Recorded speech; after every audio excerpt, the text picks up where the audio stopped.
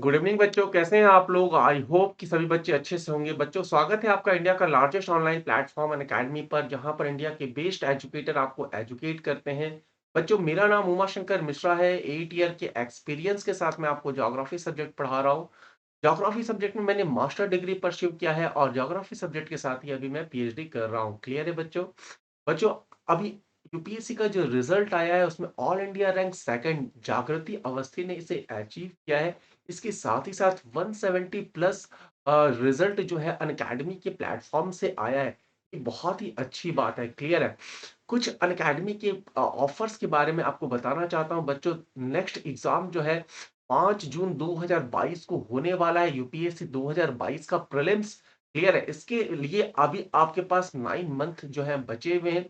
अगर आप इस 9 मंथ को कॉम्बो पैक को अगर आप ज्वाइन करना चाहते हैं बच्चों, जिसमें आपका जीएस और ऑप्शनल दोनों ही इंक्लूडेड होगा। ठीक है? जीएस और ऑप्शनल दोनों ही इसमें इंक्लूडेड होगा। अगर आप इस बैच को ज्वाइन करना चाहते हैं तो आप ध्यान रखिएगा, इसके अंतर्गत ऑफर जो है वो 28% का ऑफ अभी आपको मिलेगा। इसके साथ ही साथ 10% का ऑफ आपको मिलेगा अगर आप मेरा रेफरल कोड यूज करते हैं। क्लियर है? इसका मतलब है बच्चों, टोटल जो है 38% का डिस्काउंट या ऑफर आपको अभी मिलने वाला है। ये जो ऑफर है, ध्यान रखिएगा बच्चों, 31 अक्टूबर तक अगर आप सब्सक्रिप्शन लेते हैं तो इसका मतलब है 31 अक्टूबर से पहले तक अगर आप ये सब्सक्रिप्शन को लेते हैं तो ये 38% का ऑफर आपको मिलेगा।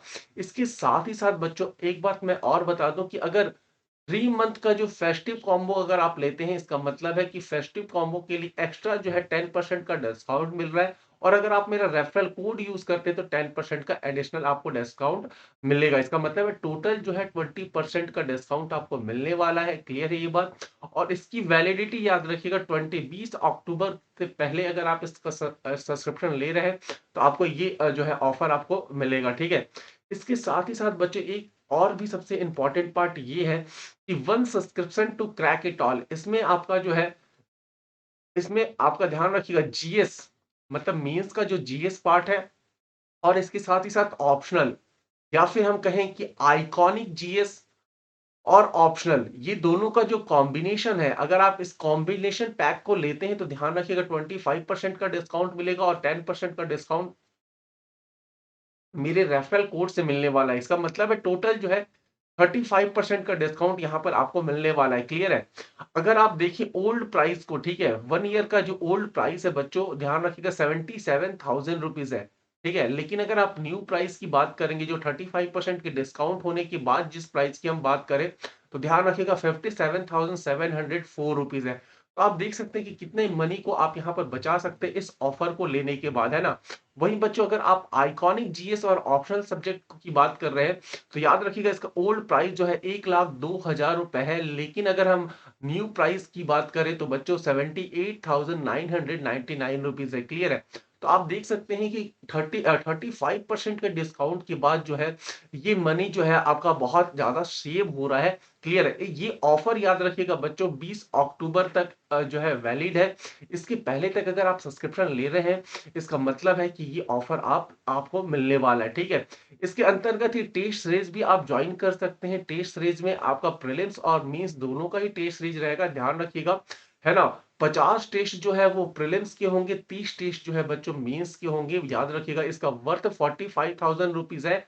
लेकिन अगर आप 1 ईयर का कॉम्बो पैक लेते हैं तो ये कॉम्बो पैक के अंतर्गत ये टेस्ट सीरीज भी आप फ्री में एक्सेस कर सकते हैं। इसका मतलब फ्री में आप इस टेस्ट सीरीज को भी आसानी से दे सकते हैं। क्लियर है? Unacademy UPSC mega combat test जो है, ध्यान रखिएगा, 24 अक्टूबर को कंडक्ट होगा। 11 AM को ये टेस्ट जो है कंडक्ट होगा। ठीक है? इस टेस्ट को देने के लिए आपको अनअकैडमी का लर्निंग एप्लीकेशन डाउनलोड करना पड़ेगा। और वहां पर अनअकैडमी का लर्निंग एप्लीकेशन डाउनलोड करने के बाद आपको एक कोड यूज करना पड़ेगा, उमा लाइव। ठीक है? जैसे इस कोड को आप यूज करते हैं, वैसे ही आप इस टेस्ट के लिए टेस्ट में एनरोल हो जाओगे और आप इस टेस्ट को बहुत आसानी से दे सकते हैं। ठीक है? इस टेस्ट में बच्चों 56 क्वेश्चंस आपको मिलने वाले हैं और 60 मिनट्स आपको दिए जाएंगे। अब इस टेस्ट में आपको जो है 60 मिनट के अंदर ही 56 क्वेश्चन को सॉल्व करना होगा। क्लियर है ये बच्चों? अनअकैडमी जो है दो अलग अलग सब्सक्रिप्शन प्रोवाइड करता है बच्चों, आइकॉनिक और प्लस सब्सक्रिप्शन। ठीक है? आइकॉनिक सब्सक्रिप्शन में आपको 24x7 आवर मेंटर मिलेगा। ठीक है? जो आपके सारे प्रॉब्लम को सॉल्व करेगा या क्वेरीज का आंसर देगा। टेस्ट एनालिसिस किया जाएगा, एक्सपर्ट का गाइडलाइंस मिलेगा बच्चों, और 20 बुक का सीरीज मिलेगा। इसके साथ ही साथ स्टडी प्लानर प्लानर भी आपको आइकॉनिक सब्सक्रिप्शन के अंडर मिलेगा, ठीक है? वहीं अगर आप प्लस सब्सक्रिप्शन लेते हैं तो आप लाइव क्लासेस को ज्वाइन कर सकते हैं, स्ट्रक्चर कोर्स आप ज्वाइन कर सकते हैं, अनलिमिटेड टाइम तक आप उसे एक्सेस कर सकते हैं, वीकली टेस्ट दे सकते हैं। क्लियर ये बात? तो दोनों ही सब्सक्रिप्शन के जो है वो इंडिविजुअल बेनिफिट्स हैं, अलग अलग बेनिफिट्स हैं। अगर अब बच्चों आप प्लस सब्सक्रिप्शन के लिए इंटरेस्टेड है या फिर आइकॉनिक सब्सक्रिप्शन के लिए इंटरेस्टेड है, तो आप इस सब्सक्रिप्शन को हाफ ईयर, 1 ईयर, 2 ईयर और 3 ईयर के लिए ले सकते हैं। वही आइकॉनिक सब्सक्रिप्शन जो है 1 ईयर, 2 ईयर और 3 ईयर के लिए ले सकते हैं, ठीक है? इसमें भी 10% का डिस्काउंट के लिए बच्चों आप सभी जानते हैं, आपको इस कोड को यूज करना पड़ेगा, ओमा लाइव। जैसे इस कोड को आप यूज करेंगे, वैसे ही सब्सक्रिप्शन चार्ज में, याद रखिएगा, सब्सक्रिप्शन चार्ज में 10% का जो है डिस्काउंट आपको बहुत आसानी से मिल जाएगा, ठीक है? जहां भी इस कोड को बच्चों यूज करोगे, वैसे ही आपको 10% का डिस्काउंट मिल जाएगा। क्लियर है ये बात? चलिए बच्चों, हम जिस लाइव सेशन को ले रहे हैं, ध्यान रखिएगा, इस सेशन में जो हम पढ़ रहे हैं उसका पीडीएफ जो है आपको मेरे टेलीग्राम चैनल पर मिलेगा। इसके साथ ही साथ मेरे वीडियो के सभी लिंक्स जो है, आने वाले सभी वीडियोस के लिंक जो है आपको मैं टेलीग्राम चैनल पर शेयर करता हूं। तो जो बच्चे टेलीग्राम चैनल से नहीं जुड़े हैं, वो टेलीग्राम चैनल से जुड़ जाएं। टेलीग्राम चैनल से जुड़ने के लिए वीडियो के डिस्क्रिप्शन में जाना होगा बच्चों, और डिस्क्रिप्शन में जैसे ही आप जाओगे, वैसे ही आपको इस प्रकार का जो है विंडो ओपन होता हुआ दिखाई देगा। जस्ट उसके नीचे की ओर आप देखोगे तो वहां पर लिखा हुआ है join Uma Shankar Mishra Telegram channel, ठीक है? टेलीग्राम चैनल का ये जो लिंक है, इस लिंक के थ्रू जैसे ही आप इस लिंक पर जाएंगे, वैसे ही आप मेरे टेलीग्राम चैनल पर से ऐड हो जाओगे, जहां पर आपको इस प्रकार के नोट्स और मेरे वीडियो के लिंक आपको दिखाई देंगे। क्लियर है? चलिए बच्चों, हम आज स्टार्ट करते हैं। हम लोगों ने भूगर्भिक संरचना को पहले की क्लासेस में पढ़ लिया था, ठीक है? भूगर्भिक संरचना को भी पढ़ लिया था। इसके साथ ही साथ बच्चों हम लोगों ने हिमालय पर्वत श्रृंखला को भी पढ़ लिया था। हिमालय पर्वत श्रृंखला में हमने हिमालय का विस्तार, श्रेणियों के बारे में, प्रादेशिक विस्तार के बारे में और महत्व के बारे में चर्चा कर लिया था। आज का जो चैप्टर है बच्चों हमारा, वो है उत्तर भारत का मैदान, ठीक है? तो आज हम उत्तर भारत के मैदान को हम कंप्लीट देखने वाले हैं, ठीक है? उत्तर भारत के मैदान को हम कंप्लीट देखने वाले हैं, ठीक है? चलिए, तो सबसे पहले जितने बच्चे जुड़े हुए हैं एक एक बार कमेंट कर दें, है ना? और एक बार जो है अपने फ्रेंड्स को जोड़ने के लिए शेयर बटन पर जरूर क्लिक कर दें, ठीक है? उत्तर भारत का मैदान को हम आज जो है कंप्लीट करने वाले हैं, और उत्तर भारत के मैदान को पढ़ने से पहले हम इसे 3 पार्ट में डिवाइड करके पढ़ेंगे, ठीक है? सबसे पहले हम देखेंगे बच्चों कि उत्तर भारत का मैदान का जो निर्माण है वो कैसे हुआ है, ठीक है? सबसे पहले हम देखने वाले हैं कि उत्तर भारत के मैदान का निर्माण कैसे हुआ है, ठीक है? उसके ये फर्स्ट नंबर पर पढ़ेंगे। सेकंड नंबर पर याद रखिएगा, उत्तर भारत के मैदान का विस्तार देखेंगे, ठीक है? कहां से लेकर के कहां तक उत्तर भारत के मैदान का विस्तार है, ठीक है? इसके बाद हम देखेंगे कि उत्तर भारत के मैदान के कितनी प्रकार है, टाइप ऑफ नॉर्थ प्लेन्स हम देखने वाले हैं, ठीक है? और चौथे नंबर पर हम देखेंगे प्रादेशिक विस्तार। ये चारों ही पॉइंट जो है आज के सेशन में बच्चों कंप्लीट हो जाएगा। तो टोटल कंप्लीट उत्तर भारत का मैदान का जो सेशन है वो आज कवर करेंगे। क्लियर ये बात? तो चलिए बच्चे स्टार्ट करते हैं कि उत्तर भारत के मैदान का निर्माण कैसे हुआ है, ठीक है?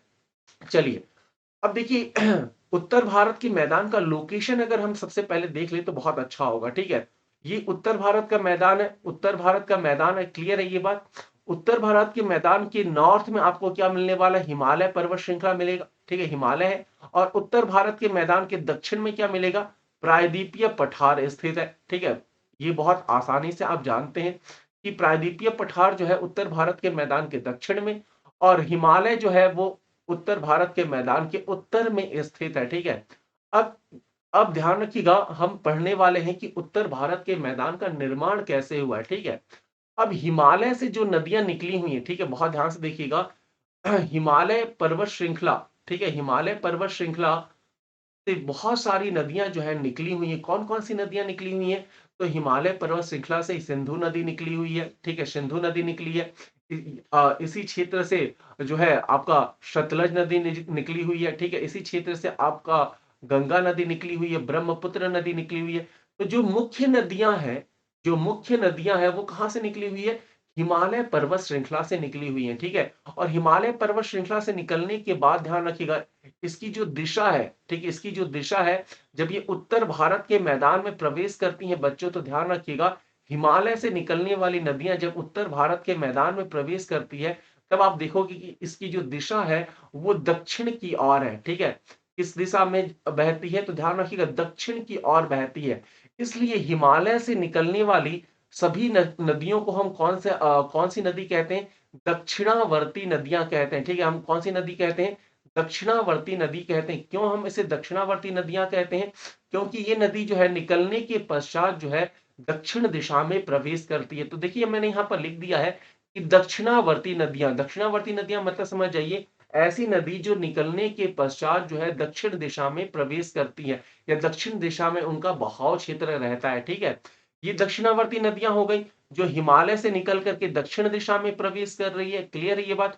वैसे ही बच्चों याद रखिएगा, प्रायद्वीपीय पठार, ठीक है, प्रायद्वीपीय पठार अगर आप देख रहे हैं, तो प्रायद्वीपीय पठार से भी कुछ नदियां निकली हुई हैं, ठीक है। कौन कौन सी नदियां निकली हुई हैं? तो याद रखिएगा, प्रायद्वीपीय पठार से भी प्रायद्वीपीय पठार से भी चंबल नदी निकली हुई है, ठीक है। चंबल नदी आपने सुना होगा, ठीक है। चंबल के बाद काली सिंध नदी निकली हुई है, केन नदी निकली हुई है, पार्वती नदी निकली हुई है, बेतवा नदी निकली हुई है, सोन नदी निकली हुई है। ये जो कुछ नदियां हैं जो प्रायद्वीपीय पठार से निकलने के बाद उत्तर दिशा में प्रवाहित होती है, और उत्तर दिशा में प्रवाहित होती है, इस वजह से इन नदियों को हम कहते हैं उत्तरावर्ती नदियां। कौन सी नदियां कहते हैं बच्चों? उत्तरावर्ती नदियां कहते हैं। क्लियर है ये बात? तो उत्तरावर्ती नदियां का मतलब क्या हुआ कि ऐसी नदी जो निकलने के पश्चात उत्तर दिशा में प्रवाहित होती है, ठीक है। यहां पर मैंने देखिए लिखा हुआ है कि उत्तर प्रवाही या उत्तरावर्ती नदियां, ये जो नदियां दक्षिण दिशा में आ रही हैं, या ये जो नदियां उत्तर दिशा में आ रही हैं, उत्तरावर्ती नदियां मतलब उत्तर दिशा में आ रही हैं, ये नदियां अपने साथ याद रखिएगा छोटे छोटे अवसादों को लेकर के आती हैं। इसका मतलब है छोटे छोटे जलोढ़ अवसादों को लेकर के आती है, ठीक है। जलोढ़ अवसाद का मतलब क्या होता है? छोटे छोटे अवसाद। देखिए मैंने यहाँ पर लिखा हुआ है कि ये उत्तर प्रवाही नदियां और दक्षिणावर्ती नदियां जो है अपने साथ छोटे छोटे अवसादों को, मतलब रेत, ठीक है, रेत बहुत छोटा आकार होता है, ठीक है। रेत हो गया, स्लिट हो गया, याद रखिएगा स्लिट हो गया, या चीका जैसे जलोढ़ अवसादों को लेकर के आती हैं, और जलोढ़ अवसादों को ला करके याद रखिएगा ये नदियां जो है इस क्षेत्र में मध्य वाले भाग में क्या कर देती है? डिकम्पोज कर देती है, डिकम्पोज कह रहे डिपॉजिट कर देती है, मतलब निक्षेपित कर देती है। तो ध्यान रखिएगा, जलोढ़ अवसादों का ये नदियां क्या कर देती है? निक्षेपित कर देती है, एकत्रित कर देती है, जिसकी वजह से ही भारत के उत्तर दिशा में उत्तर भारत के मैदान का निर्माण हुआ है, ठीक है। अगर आपसे कोई अब पूछ रहा हो कि भाई उत्तर भारत के मैदान का निर्माण कैसे हुआ है, तो क्या आंसर देंगे? है ना? भारत के मैदान का निर्माण कैसे हुआ है, तो आप क्या आंसर देंगे? आपको आंसर देना पड़ेगा कि जो उत्तरावर्ती नदियां हैं, या फिर दक्षिणावर्ती नदियां हैं, ठीक है, या फिर दक्षिणावर्ती नदियां हैं, ये दोनों ही नदी अपने साथ जो है जलोढ़ अवसाद को क्या कर देती है बच्चों? जलोढ़ अवसाद को निक्षेपित कर देती है, और निक्षेपित कर देती है, जिसकी वजह से याद रखिएगा किसका निर्माण हुआ है? उत्तर भारत के मैदान का निर्माण हुआ है। तो सबसे पहले हम लोगों ने एक कॉन्सेप्ट ये देख लिया कि उत्तर भारत के मैदान का निर्माण कैसे हुआ है, ठीक है। चलिए आई होप कि ये पार्ट आपको क्लियर हो गया होगा, है ना। निर्माण के बाद हमने बताया था कि हमें क्या पढ़ना पड़ेगा? उत्तर भारत के मैदान के बारे में आपने जान लिया है। इसके बाद हम इस और बढ़ेंगे कि उत्तर भारत के मैदान का विस्तार कैसे हुआ है, ठीक है। विस्तार कहां से लेकर के कहां तक है, ठीक है। अगर एक्चुअल विस्तार अगर हम देखें बच्चों, उत्तर भारत के मैदान का अगर एक्चुअल विस्तार हम देखें, तो ध्यान रखिएगा, अगर हम उसके पश्चिमी भाग की बात करें, तो पश्चिमी भाग की बात करें, तो इसका विस्तार जो है पाकिस्तान से लेकर के, याद रखिएगा, पाकिस्तान से लेकर के अगर हम पूर्व भाग की बात करें तो भारत तक है, ठीक है। पूर्व भाग की हम बात करें तो भारत तक है। क्लियर है ये बात? लेकिन लेकिन उत्तर भारत के मैदान जो हम पढ़ रहे हैं वो भारत के संदर्भ में पढ़ रहे हैं, इसलिए हम केवल और केवल भारत में जो उत्तर भारत के मैदान का विस्तार है हम उसकी बात करेंगे। क्लियर है ये बात? तो भारत की अगर हम बात करें बच्चों, ध्यान रखिएगा, भारत की अगर हम बात करें तो भारत का जो पश्चिमी क्षेत्र है, उत्तरी राजस्थान, पंजाब और हरियाणा, ठीक है, उत्तरी राजस्थान, पंजाब और हरियाणा राज्य, ठीक है, इन राज्यों से होकर, इन इन राज्यों से होते हुए अगर हम बात करें यूपी, बिहार, झारखंड, पश्चिम बंगाल, ओडिशा और असम राज्य तक इसका विस्तार है, ठीक है। उत्तर भारत के मैदान का जो विस्तार है, तो पश्चिम में अगर हम बात करें तो उत्तरी राजस्थान, पंजाब और हरियाणा से लेकर के पूर्वी भाग में यूपी, बिहार, झारखंड, पश्चिम बंगाल, उड़ीसा और असम तक देखने को मिलता है। अभी मैं आपको डायग्राम वाइज भी बताऊंगा, अभी मैं आपको मैप में भी दिखाऊंगा, लेकिन हाँ, जैसे ही मैं राज्यों का नाम ले रहा हूं, एटलीस्ट आपके दिमाग में वो लोकेशन तो आ ही रहा होगा, ठीक है।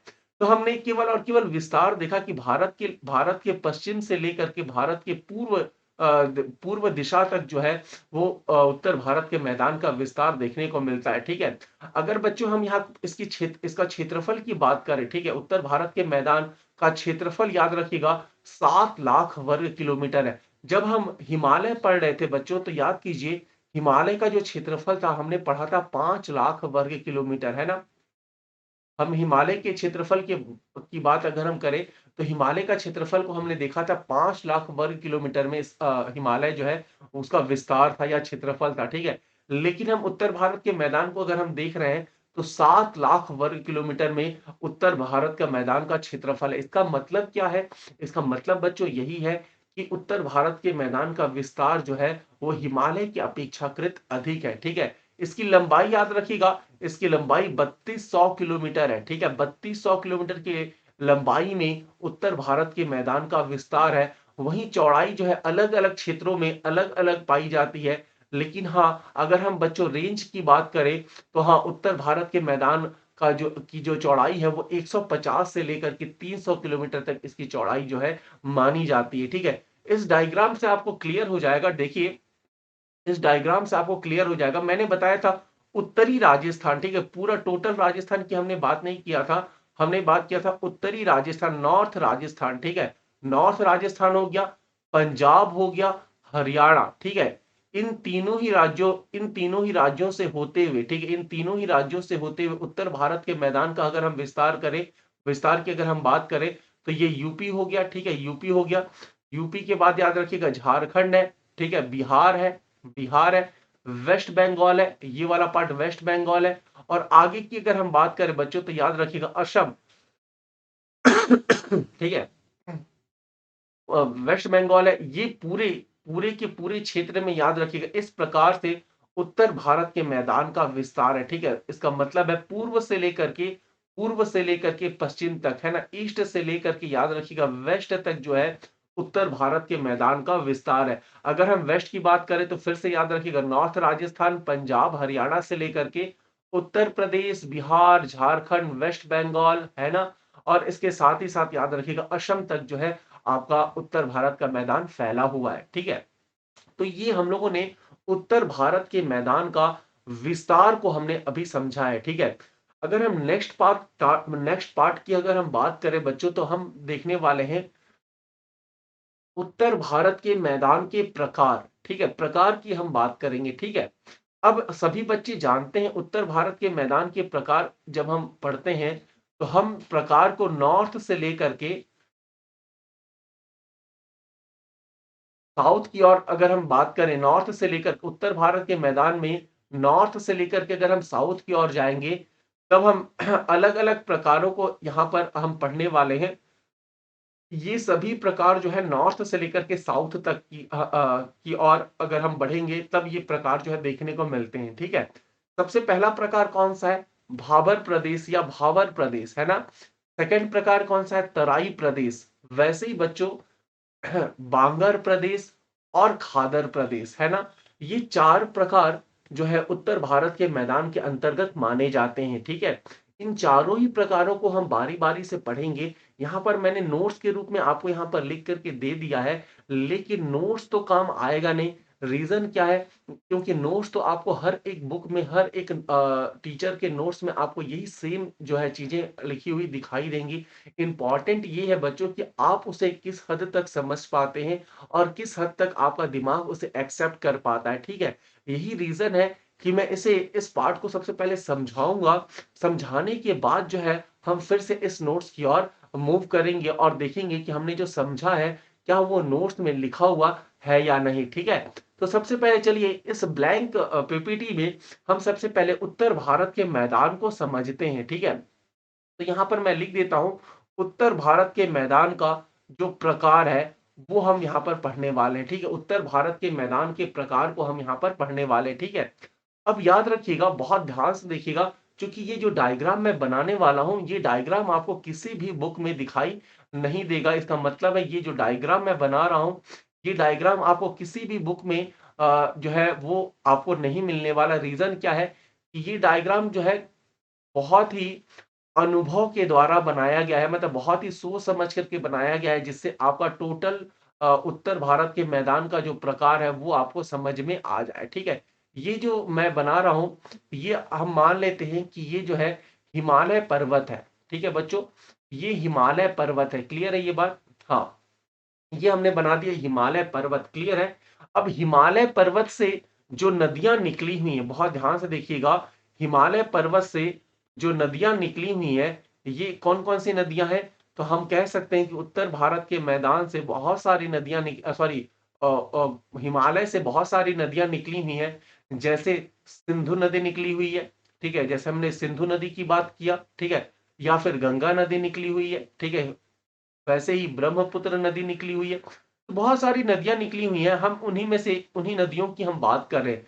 क्योंकि बच्चों हिमालय से जब नदियाँ निकलती हैं, ठीक है? चूँकि हिमालय पर्वत श्रृंखला से जब नदियाँ निकलेंगी या हिमालय पर्वत श्रृंखला से जब न नदियों का प्रवाह होगा, तो याद रखिएगा वो नदियाँ जो हैं, हिमालय पर्वत को काटते हुए, याद रखिएगा, हिमालय पर्वत को अपर्दित करते हुए, ठीक है? हिमालय पर्वत का अपर्दन करते हुए जो है हिमालय पर्वत को क्रॉस करते हुए आएँगी। जब हिमालय पर्वत को क्रॉस कर रही हैं, इसका मतलब क्या है? कि जब तक पर्वत को काटेंगी नहीं नदियाँ, पर्वत का अपरदन नहीं करेंगी, इसका मतलब है नदियों को प्रवाह के लिए रास्ता नहीं मिलेगा, ठीक है? तो नदियाँ क्या करती हैं, हिमालय से निकलने वाली नदियाँ क्या करती हैं, अपना रास्ता स्वयं बनाती हैं, ठीक है? अपना रास्ता स्वयं बनाती हैं, जिसकी वजह से ये नदियाँ जो है अपरदन सर्वाधिक मात्रा में करती है। बहुत ध्यान से सुनिएगा, हमने क्या कहा कि हिमालय से निकलने वाली नदियाँ जो है अपना रास्ता स्वयं बनाती है, जिसकी वजह से ये अपरदन सर्वाधिक मात्रा में करती है।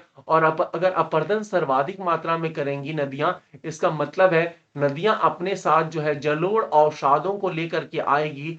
और जलोढ़ अवसाद मतलब हम कह सकते हैं यहाँ पर बड़े-बड़े अवसादों को लेकर के आएगी। बड़े-बड़े अवसादों का मतलब समझिएगा बच्चों, कि यहाँ पर ये नदियाँ जो है, ये नदियाँ जैसे ही हिमालय पर्वत को क्रॉस करके उत्तर भारत के मैदान में प्रवेश करती हैं, वैसे ही ये अपने साथ लाए गए अवसादों का निक्षेपण कर देती है। निक्षेपण कर देती हैं, इसका मतलब क्या हो जाता है कि ये नदियाँ जो है अपने साथ लाए गए अवसादों को, याद रखिएगा, अपने साथ लाए गए अवसादों को यहाँ पर डिपॉज़िट कर देती है। बड़े-बड़े पत्थरों के समूह को, बहुत ध्यान से सुनिएगा, मैं क्या कह रहा हूँ, ठीक है? बड़े-बड़े पर्वतों के बड़े-बड़े पत्थरों के समूह को अपने साथ लेकर के आती हैं। क्यों बड़े-बड़े पत्थरों के समूह को लेकर के आती हैं?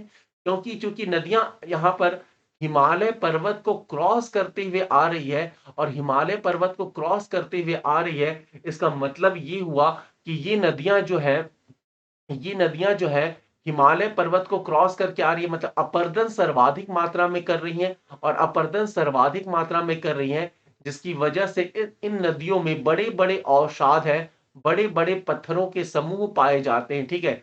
अब ये जो पत्थरों के समूह पाए जाते हैं, याद रखिएगा, ये जो पत्थरों के समूह पाए जाते हैं, ये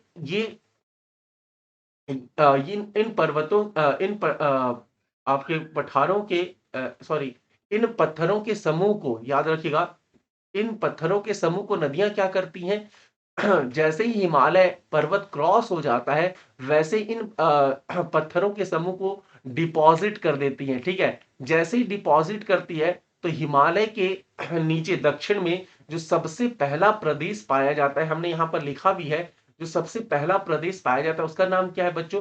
भावर प्रदेश नाम है, ठीक है। तो जो सबसे पहला प्रदेश हम पढ़ रहे हैं वो कौन सा प्रदेश है? तो भावर प्रदेश है, ठीक है। तो भावर प्रदेश की विशेषता में सबसे पहली विशेषता तो आपको यही बताना होगा कि भावर प्रदेश जो है वहां पर पत्थरों का समूह पाया जाता है, ठीक है। बड़े बड़े पत्थरों का समूह पाया जाता है, ठीक है।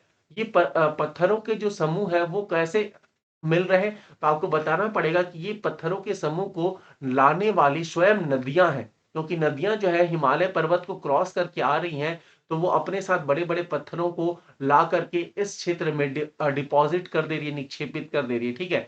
चलिए, ये पहली विशेषता तो आपने देख लिया कि पत्थरों पत्थरों का समूह इस क्षेत्र में दिखाई देंगे, ठीक है। उसके बाद याद रखिएगा, जैसे ही पत्थरों का समूह इस क्षेत्र में इस क्षेत्र में उपस्थित है, वैसे ये नदियां जैसे ही हिमालय को क्रॉस करके जैसे ही भावर प्रदेश में प्रवेश करेंगी, बहुत ध्यान से देखिएगा डायग्राम को, कि जैसे ही नदियां जो है हिमालय पर्वत को क्रॉस करके जैसे ही नदियां जो है वो जैसे ही नदियां जो है उत्तर भारत के मैदान में प्रवेश करती है, जैसे ही नदियां भावर प्रदेश में प्रवेश करती हैं, वैसे ही नदियां इस बड़े बड़े पत्थरों से टकरा जाती हैं, ठीक है। बड़े बड़े पत्थरों से टकरा जाती हैं, जिसकी वजह से ये जो मुख्य नदियां हैं, फिर से सुनिएगा मैं क्या कह रहा हूं। मैं ये कह रहा हूं कि जो पत्थरों का समूह जो भावर प्रदेश में पाया जा रहा है, इन्हीं पर पत्थरों के समूह से मुख्य नदी जो है टकरा जाती है, और टकराने के बाद जो है ये नदियां जो है दो अलग अलग या दो छोटी छोटी धाराओं के रूप में नदियां जो है बट जाती हैं। दो छोटी छोटी धाराओं के रूप में जो है नदियां बट जाती हैं, ध्यान रखिएगा। ये दो छोटी छोटी धाराओं के रूप में क्यों बट रही हैं? क्योंकि ये नदियां जो है, ध्यान रखिएगा, ये नदियां अपने ही द्वारा लाए गए पत्थरों के समूह से टकरा जाती हैं, और टकराने के बाद जो है वो छोटी छोटी धाराओं के रूप में बट जाती हैं, ठीक है। छोटी छोटी धाराओं के रूप में बट जाती हैं, और चूंकि मैं बार बार इस वर्ड को यूज कर रहा हूं कि छोटी छोटी धाराओं के रूप में बट जाती हैं, इतनी इतनी छोटी धारा के रूप में बट जाती है कि चूंकि ये पूरा का पूरा क्षेत्र जो है बड़े बड़े पत्थरों के समूह इस क्षेत्र में पाए जाते हैं, और इन बड़े बड़े पत्थरों के जो है आधार से, इन बड़े बड़े पत्थरों के मतलब तल से नीचे, निचला जो तल से ये छोटी छोटी धाराएं प्रवाहित होती हैं, जिसकी वजह से इस क्षेत्र में भावर प्रदेश में चूंकि छोटी छोटी धाराएं बह रही हैं, इसलिए याद रखिएगा ये छोटी छोटी धाराएं हमें दिखाई नहीं देती हैं। क्यों दिखाई नहीं देती है? क्या वहां पर नदियां बिल्कुल चलती ही नहीं है क्या? प्रवाहित ही नहीं होती हैं क्या? नहीं, प्रवाहित होती हैं बच्चों, लेकिन चूंकि यहाँ पर बड़े बड़े पत्थरों के समूह पाए जाते हैं, और बड़े बड़े पत्थरों के समूह के नीचे से छोटी धाराओं के रूप में नदियों का प्रवाह होता है, इसलिए ये नदियां हमें प्रत्यक्ष रूप से दिखाई नहीं देती हैं। इसलिए हम कहते हैं कि भावर प्रदेश में चूंकि पत्थरों का समूह पाया जाता है, और पत्थरों के समूह के नीचे से नदियां जो है छोटी छोटी धाराओं के रूप में प्रवाहित होती हैं, इसलिए यहाँ पर नदियां जो है लुप्त हो जाती हैं। क्या हम कह देते हैं? तो यहाँ पर जो है नदियां लुप्त हो जाती, लुप्त होने का मतलब है कि केवल हमें दिखाई नहीं देती हैं, क्योंकि यहाँ पर नदियां जो है छोटी छोटी धाराओं के रूप में बट जाती हैं। क्लियर है ये बात? तो याद रखिएगा कि ये नदियां जो है छोटी छोटी धाराओं के रूप में बट जाती है, और बटने के पश्चात, ठीक है, बटने के पश्चात जो है ये हमें दिखाई नहीं देती हैं, इसलिए दूसरी विशेषता हम कहेंगे कि यहाँ पर नदियां लुप्त हो जाती है। ये दो विशेषता अगर आपने समझ लिया, तो तीसरी विशेषता आप स्वयं से बता सकते हैं कि सर चूंकि यहाँ पर पत्थरों का समूह पाया जा रहा है, पत्थरों का समूह पाया जा रहा है, तो आप मुझे ये बताइए, ये क्षेत्र तो पथरीला क्षेत्र होगा, तो क्या यहाँ पर कृषि होगी? क्या यहाँ पर कृषि होगी? तो हम कहेंगे कि सर पत्थरों का समूह पाया जाता है, इसका मतलब है इन क्षेत्रों में कृषि तो नहीं होगी, और ना ही इन क्षेत्रों में क्या होंगे, वन पाए जाएंगे। ना ही कृषि होगी और ना ही वन पाए जाएंगे। तो हम यहाँ पर भावर प्रदेश की बारे में अगर हम बात करें, तो लगभग लगभग चार विशेषताएं आप लोग एटलीस्ट बता सकते हैं कि भावर प्रदेश का मतलब होता है कि पत्थरों का समूह पाया जाएगा, नदियां यहाँ पर लुप्त हो जाएंगी, ठीक है, कृषि नहीं होगी और वन भी नहीं पाए जाएंगे। ठीक है, ये भावर प्रदेश है। ठीक है, भावर प्रदेश है। लेकिन जैसे ही बच्चों भावर प्रदेश से हम जो है दक्षिण की ओर जाएंगे, जैसे ही भावर प्रदेश से हम दक्षिण की ओर जाएंगे, इसका मतलब है हम कौन से प्रदेश में पहुंच जाएंगे? भावर प्रदेश से अगर हम दक्षिण में जाएंगे तो याद रखिएगा जो दूसरा नेक्स्ट प्रदेश है वो कौन सा प्रदेश है? तो यहां पर हम देख लेते हैं। सब भावर प्रदेश के बाद जो नेक्स्ट है वो है तराई प्रदेश। तो तराई प्रदेश के बारे में भी सबसे पहले समझ लेते हैं, उसके बाद हम नोट्स की ओर चलेंगे। देखेंगे हम नोट्स में कि नोट्स में क्या लिखा गया है, क्या हम सही दिशा में पढ़ रहे हैं या फिर हम गलत पढ़ रहे हैं। ठीक है, इन सभी के बारे में चर्चा करेंगे, है ना। चलिए देखिए यहां पर क्या कह रहे हैं, है ना। क्योंकि नदियां यहां पर ध्यान रखिएगा, नदियां बह करके भावर प्रदेश से होते हुए जो नदियां तराई प्रदेश में प्रवेश करेगी, ठीक है, भावर प्रदेश से होते हुए जो नदियां तराई प्रदेश में प्रवेश करेगी, हम बात करेंगे तराई प्रदेश की, याद रखिएगा। जो नदियां भावर प्रदेश को क्रॉस करते हुए तराई प्रदेश में प्रवेश कर रही है, याद रखिएगा तराई प्रदेश में किसी भी प्रकार का बड़ा बड़ा पत्थर, किसी भी प्रकार का कोई अवरोध नहीं है। अवरोध मतलब बहुत ध्यान से सुनिएगा, यहां पर कोई भी अवरोध नहीं पाया जाएगा। अवरोध क्यों नहीं पाया जा रहा है या अवरोध का हम मतलब क्या समझे? तो भावर प्रदेश में बड़े बड़े पत्थरों का समूह पाया जा रहा था, जिसकी वजह से नदियां जो है इन पत्थरों से टकराने के पश्चात नदियों का वाटर प्रेशर कम हो जा रहा था, जल की जो प्रवाह गति है वो कम हो जा रही थी। लेकिन यहाँ पर बड़े बड़े पत्थर नहीं पाए जा रहे, क्योंकि बड़े बड़े पत्थर तो पहले ही डिपॉजिट हो चुके हैं, भावर प्रदेश में ही उनका निक्षेपण हो चुका है नदियों के द्वारा। अब नदियों के अंतर्गत जो है बड़े बड़े अवसाद ना होकर के छोटे छोटे अवसाद है। छोटे छोटे अवसाद मतलब वही रेत स्लिट और चीका मौजूद है। ठीक है, रेत स्लिट और चीका मौजूद है, याद रखिएगा। रेत स्लिट और चीका मौजूद है। बड़े बड़े अवसाद मतलब गोलाश्म गोलाश्म और बजरी। ठीक है, गोलाश्म और बजरी का निक्षेपण तो नदियां जो है वो भावर प्रदेश में ही कर चुकी है। बड़े बड़े अवसादों का निक्षेपण तो नदियां जो है वो भावर प्रदेश में ही जो है निक्षेपित कर चुकी हैं। इसकी वजह से जब नदियां तराई प्रदेश में प्रवेश करती हैं तो नदियों के प्रवाह प्रवाह गति, ध्यान रखिएगा, नदियों के प्रवाह में किसी भी प्रकार का कोई अवरोध नहीं होता है। इसका मतलब है नदियां जो है एकदम एकदम बिना किसी अवरोध के जो है वो बहती है। ठीक है, बिना किसी अवरोध के ये नदियां जो है बहती है। ठीक है, बिना किसी अवरोध के बहती हैं, जिसकी वजह से हम कहते हैं कि नदियां जो है बिना किसी अवरोध के बहती हैं। इसकी वजह से हम कहते हैं, बच्चों याद रखिएगा, तराई प्रदेश में प्रवेश करते ही नदियों का वाटर प्रेशर अधिक हो जाता है। सबसे पहली बात याद रखिएगा, तराई प्रदेश में प्रवेश करते ही तराई प्रदेश में प्रवेश करते ही नदियों का वाटर प्रेशर अधिक हो जाता है। अब आपके दिमाग में कोई प्रश्न अगर चले कि भाई तराई प्रदेश में वाटर प्रेशर क्यों नदियों का अधिक हो रहा है, तो आपको बताना पड़ेगा कि नदियों के प्रवाह के जो मार्ग में किसी भी प्रकार का कोई भी अवरोध नहीं है, जिसकी वजह से बिना किसी अवरोध के नदियां बह रही हैं। इसलिए उनका उनका वाटर प्रेशर क्या हो जा रहा है बच्चों? अधिक हो जा रहा है। ठीक है, उनका वाटर प्रेशर जो है वो अधिक हो जा रहा है। और वाटर प्रेशर अधिक होने की वजह से नदियां जो है बहुत तीव्र गति से इस क्षेत्र में बहती है। बहुत तीव्र गति से बहती है, याद रखिएगा, वाटर प्रेशर अधिक होने की वजह से बहुत तीव्र गति से बहती है। और बहुत तीव्र गति से बहती है, इसका मतलब है इस क्षेत्र में नदियां पुनः क्या करेंगी? अपरदन करती हैं। ठीक है, बहुत तेज गति से बहेंगी, इसका मतलब है नदियां अगर बहुत तेज गति से बहेंगी, इसका मतलब क्या करेंगी? नदियां अपरदन करेंगी। और अपरदन करेंगी इसका मतलब है पुनः अपरदन करने की वजह से इस क्षेत्र में, ये क्षेत्र जो है ध्यान रखिएगा, अपरदन इन क्षेत्रों में सर्वाधिक होता है, जिसकी वजह से ये क्षेत्र जो है निम्न भूमि के रूप में कन्वर्ट हो जाता है। ठीक है, जो तराई प्रदेश है बच्चों, ये ध्यान रखिएगा, ये कैसा क्षेत्र है? निम्न भूमि है। निम्न भूमि मतलब धंसा हुआ क्षेत्र है। क्यों निम्न भूमि के रूप में कन्वर्ट हुआ है? तो आप बताएंगे निम्न भूमि इसलिए बन रहा है क्योंकि यहाँ पर नदियां अपरदन सर्वाधिक मात्रा में कर रही हैं। अपर्दन सर्वाधिक मात्रा में क्यों कर रही हैं नदियां?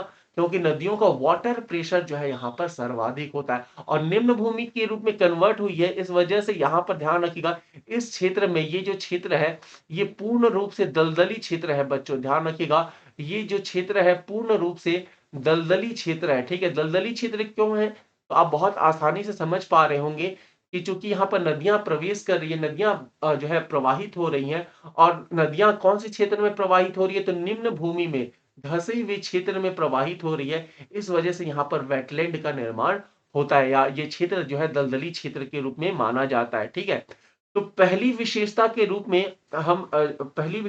रूप में हमने ये देखा कि इन क्षेत्रों में नदियों के मार्ग में किसी भी प्रकार का कोई अवरोध ना होने के कारण ये नदियां जो है बहुत तीव्र गति से बहती है, जिसकी वजह से इन क्षेत्रों में अपर्दन नदियां जो है अधिक मात्रा में कर रही है, जिसकी वजह से ये क्षेत्र जो है निम्न भूमि के रूप में कन्वर्ट हो चुका है। और निम्न भूमि के रूप में कन्वर्ट होने की वजह से ये क्षेत्र जो है तराई प्रदेश जो है वो दलदली क्षेत्र के रूप में बदल चुका है, ठीक है। ये तो आपने देख लिया, बहुत आसानी से समझ लिया, ठीक है।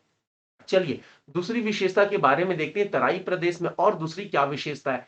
याद रखिएगा, जो नदियां भावर प्रदेश में लुप्त हो गई थी, क्यों लुप्त हो गई थी बच्चों, हमने यहां पर क्यों पढ़ा था, कि क्यों लिखा था कि नदियां लुप्त हो गई थी यहां पर, क्योंकि यहां पर नदियां दो छोटी छोटी धाराओं के रूप में बट जाती थी। क्यों बट रही थी, क्योंकि बड़े बड़े अवसादों से टकराने के बाद नदियां जो है छोटी छोटी धाराओं में बट जा रही थी। लेकिन याद रखिएगा, जैसे ही तराई प्रदेश में प्रवेश करती है नदियां, वैसे ही नदियां जो है वो मुख्य नदी में कन्वर्ट हो जाती है। मुख्य नदी में कन्वर्ट हो जाती है, इसका मतलब है कि जो नदियां दो छोटी छोटी धाराओं के रूप में बट गई थी, वो नदियां फिर से वे धाराएं जो है फिर से आपस में मिल जाती हैं और मुख्य धारा के रूप में कन्वर्ट हो जाती है। जो धाराएं अलग अलग छोटी छोटी धाराओं के रूप में बट गई थी, वे छोटी छोटी धाराएं फिर से आपस में मिल जाती हैं, और आपस में मिलने के बाद ये छोटी छोटी धाराएं जो है वो मुख्य नदी में कन्वर्ट हो जाती है और मुख्य नदी के रूप में बहती है। इसका मतलब ये हुआ कि जैसे ही नदियां तराई प्रदेश में प्रवेश करती हैं, नदियां जो है फिर से दिखाई देने लगती हैं।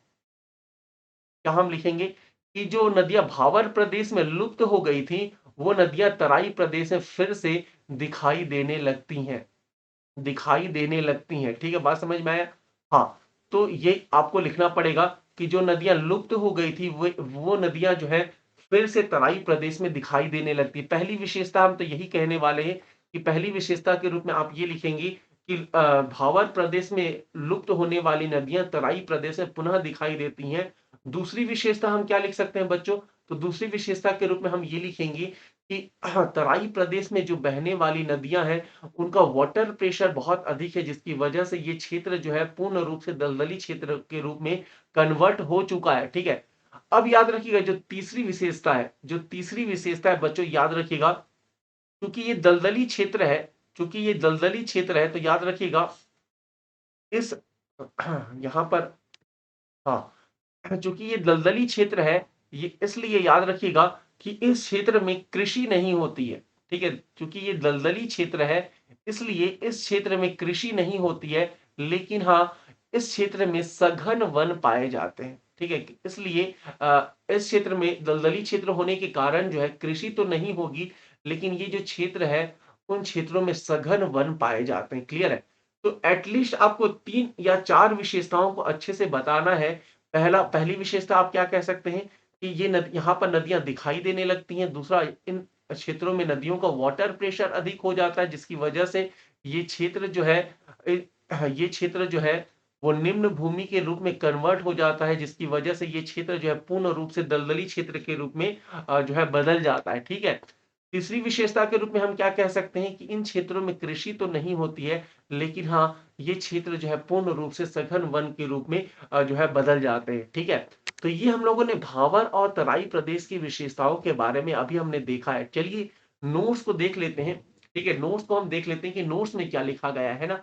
तो भावर प्रदेश में आकर के देखिएगा क्या लिखा गया है कि भावर प्रदेश में याद रखिएगा बड़े बड़े अवसादों का समूह पाया जाता है, गोलास्म और बजरी का समूह पाया जाता है। हमने भी डायग्राम में यही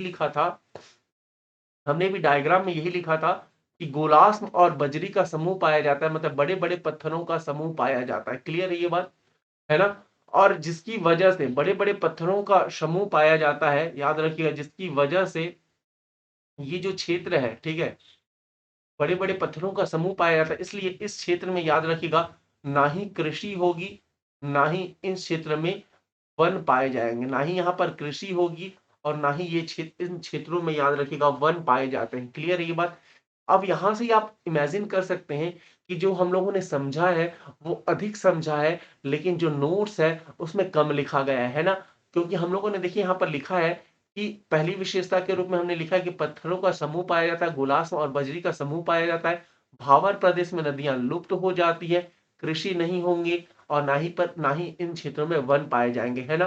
तो यहाँ पर आप देख सकते हैं, यहाँ पर हम लिख सकते हैं कि बड़े-बड़े औषाधों का समूह पाया जाता है, ना ही कृषि होगी, ना ही वन पाए जाएँगे और यहाँ पर नदियाँ जो हैं लुप्त हो जाती है। यहाँ पर जो नदियाँ हैं वो लुप्त हो जाती है भावर प्रदेश में, है ना? वहीं तराई प्रदेश की अगर हम बात करें तो पहली विशेषता जो है, यहाँ पर नदियाँ पुनः दिखाई देने लगती हैं, पुनः प्रकट हो जाती हैं, पुनः दिखाई देने लगती हैं। ठीक है? यहाँ पर नदियों का वाटर प्रेशर अधिक होता है जिसकी वजह से ये क्षेत्र जो है पूर्ण रूप से दलदली क्षेत्र में बदल जाता है। ठीक है? और इस क्षेत्र में याद रखिएगा सघन वन पाए जाते हैं और इस क्षेत्र में जो है कृषि नहीं होती है, कृषि नहीं होती है। ठीक है? तो ये याद रखिएगा कि हम लोगों ने तराई प्रदेश की विशेषताओं को यहाँ पर हमने पढ़ा है, ठीक है? भावर प्रदेश और तराई प्रदेश की विशेषताओं को हमने यहाँ पर पढ़ लिया है, ठीक है?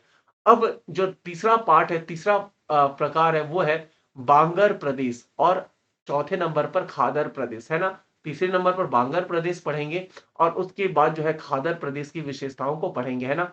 अब इसे मैं थोड़ा-सा रफ कर देता हूँ बच्चों, जिससे जिससे मैं इसी डायग्राम के अंतर्गत ही मैं आपको बांगर और खादर प्रदेश को अच्छे से समझा पाऊँ, ठीक है?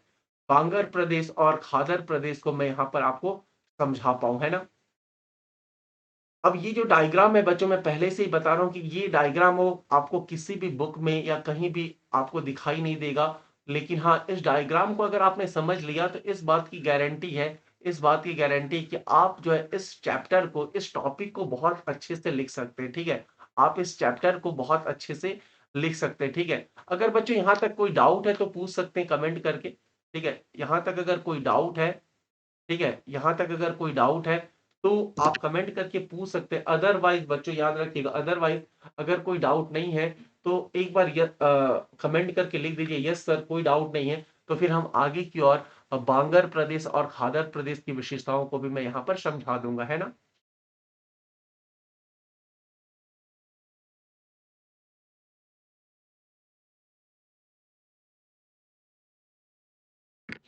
याद रखिएगा हम लोगों ने यहाँ पर भावर प्रदेश के बाद तराई प्रदेश को पढ़ा है ना? हाँ, तराई प्रदेश को हमने पढ़ा, है ना? तराई प्रदेश में हमने देखा था कि नदियों का वाटर प्रेशर अधिक है। ये हम लोगों ने पढ़ा था अभी। वाटर प्रेशर अधिक है जिसकी वजह से नदियाँ यहाँ पर क्या कर रही हैं? अपरदन सर्वाधिक मात्रा में कर रही हैं। अपरदन सर्वाधिक मात्रा में कर रही हैं। अपरदन करेंगी नदियाँ, इसका मतलब है नदियों में किसकी मात्रा बढ़ जाएगी? अवसादों की मात्रा बढ़ जाएगी। नदियाँ अगर अपरदन करेंगी बच्चों, तो नदियों में किसकी मात्रा बढ़ जाएगी? अवसादों की मात्रा बढ़ जाएगी। यही रीज़न है कि तराई प्रदेश से आने वाली नदियाँ अपने साथ किसको लेकर के आ रही है?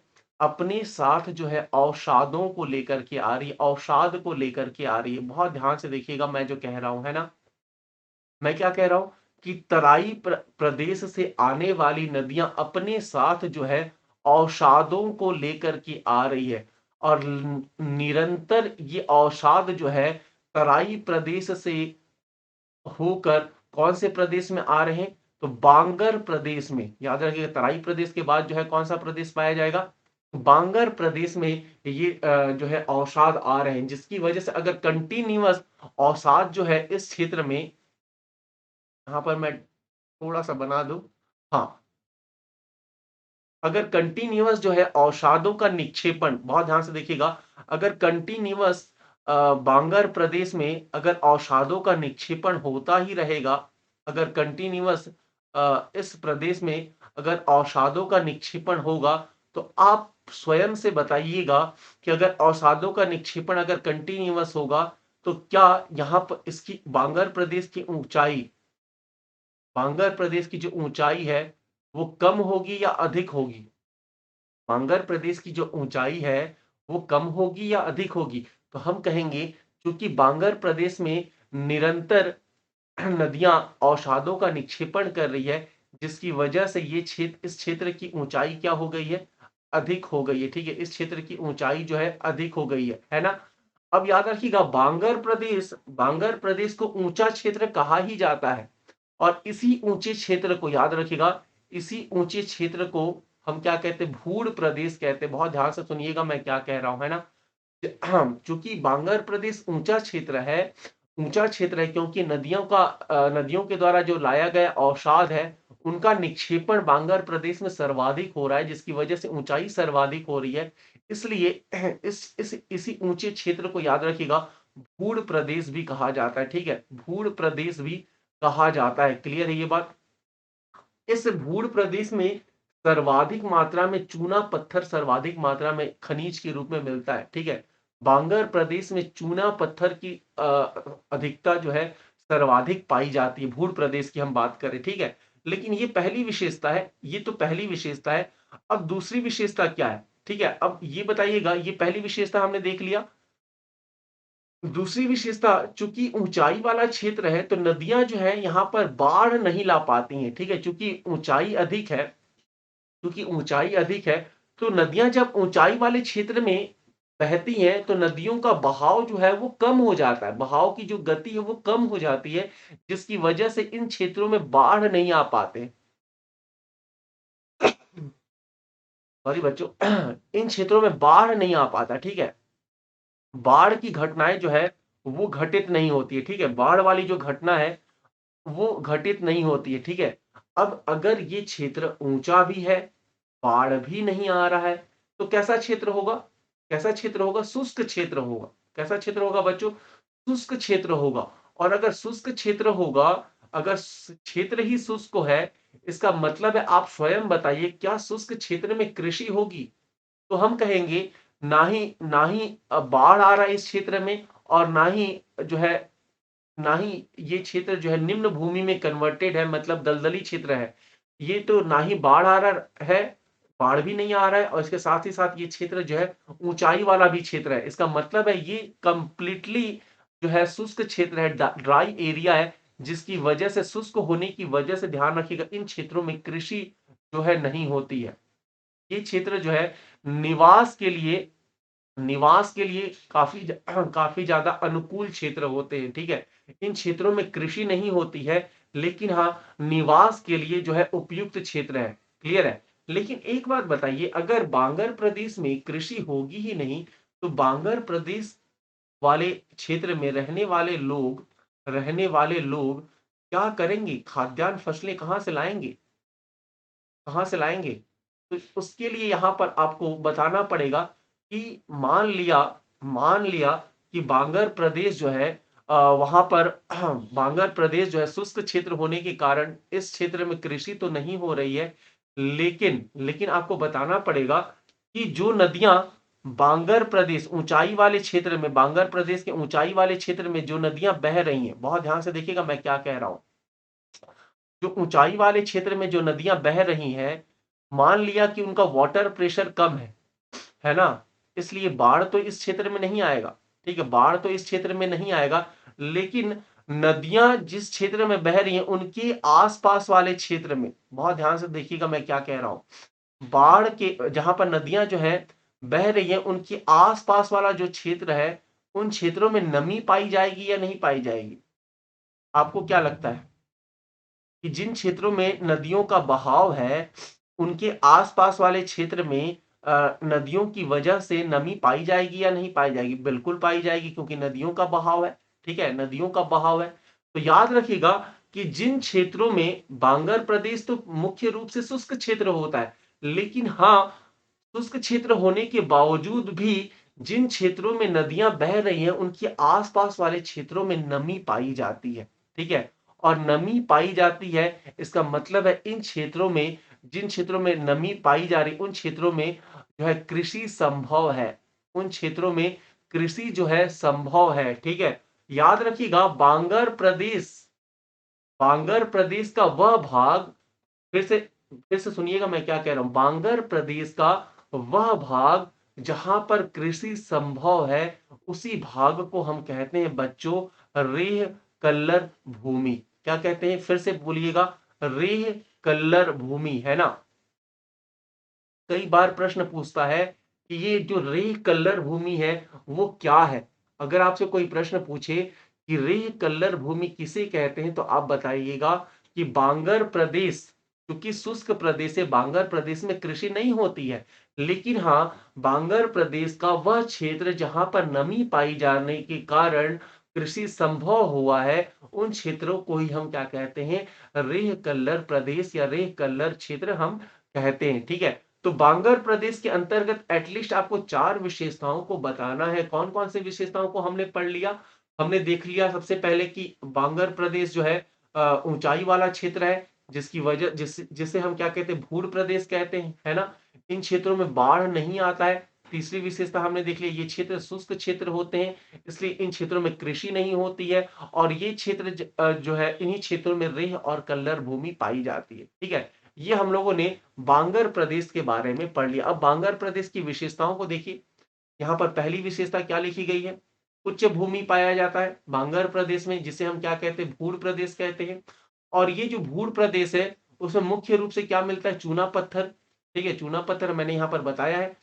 तीसरे पॉइंट में देखिए लिखा गया है कि बाढ़ का पानी, ठीक है, क्योंकि ये ऊंचाई वाला क्षेत्र है इसलिए बाढ़ का पानी नहीं पहुंच पाता है। ठीक है, और याद रखिएगा, ये इन क्षेत्रों में बांगर प्रदेश में जो है कृषि योग्य भूमि पाई जाती है, लेकिन कहां पर पाई जाएगी, नदियों के किनारे वाले क्षेत्र में जो है कृषि योग्य भूमि पाई जाएगी। इसी नदियों के किनारे वाले क्षेत्र को हमने क्या कहा था, रेह और कल्लर भूमि, रेह और कल्लर भूमि। ठीक है, तो बांगर बांगर प्रदेश में जो विशेषताओं को हमने डायग्राम में समझा था वो सेम जो है आपको मैंने यहाँ पर जो है नोट्स में यहाँ पर मैंने दिखा दिया। ठीक है, इसके बाद बच्चों याद रखिए, खादर प्रदेश के बारे में पढ़ना है। खादर प्रदेश क्या है, ठीक है, खादर प्रदेश बहुत आसान सा है, वैसे सभी जानते हैं खादर प्रदेश जो है, खादर प्रदेश में सबसे अधिक कृषि होती है। ठीक है, सबसे अधिक कृषि होगी, है ना। तो सबसे दक्षिण क्षेत्र में जो प्रदेश पाया जाता है उसी प्रदेश को हम बच्चों कहते हैं, कौन सा प्रदेश, खादर प्रदेश। ठीक है, बांगर के बाद जो है खादर प्रदेश, है ना। अब बहुत ध्यान से बताइएगा, बहुत ध्यान से बताइएगा, बांगर प्रदेश कैसा क्षेत्र है, ऊंचा क्षेत्र है।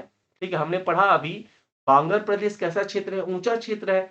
जब नदियां ऊंचे क्षेत्र से ऊंचे क्षेत्र से नीचे की ओर उतर रही होंगी तो नदियों का वाटर प्रेशर कम होना चाहिए या अधिक होना चाहिए, जल्दी से मुझे कमेंट करके बताएं। क्योंकि बांगर प्रदेश ऊंचा क्षेत्र है, अगर नदियां ऊंचे क्षेत्र से नीचे की ओर आ रही हैं तो नदियों का वाटर प्रेशर कम होना चाहिए या अधिक होना चाहिए। तो आप सब आंसर देंगे कि ऊंचाई से जब नदियां नीचे की ओर आएंगी तो बहुत तेज गति से आएंगी, इसका मतलब है नदियों का वाटर प्रेशर क्या होगा, नदियों का जो बहाव है वो क्या होगा, वो बढ़ जाएगा। वाटर प्रेशर अगर अधिक होगा इसका मतलब है ये नदियां जो है इन क्षेत्र में अपरदन सर्वाधिक मात्रा में करेगी।